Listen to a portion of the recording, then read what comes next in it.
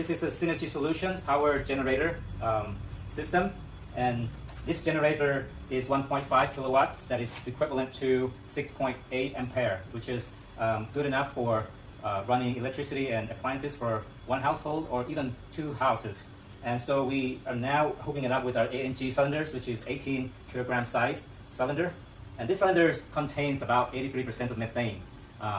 That is, the methanes come from the pig farm, the biogas that we have treated and take the H2S out already.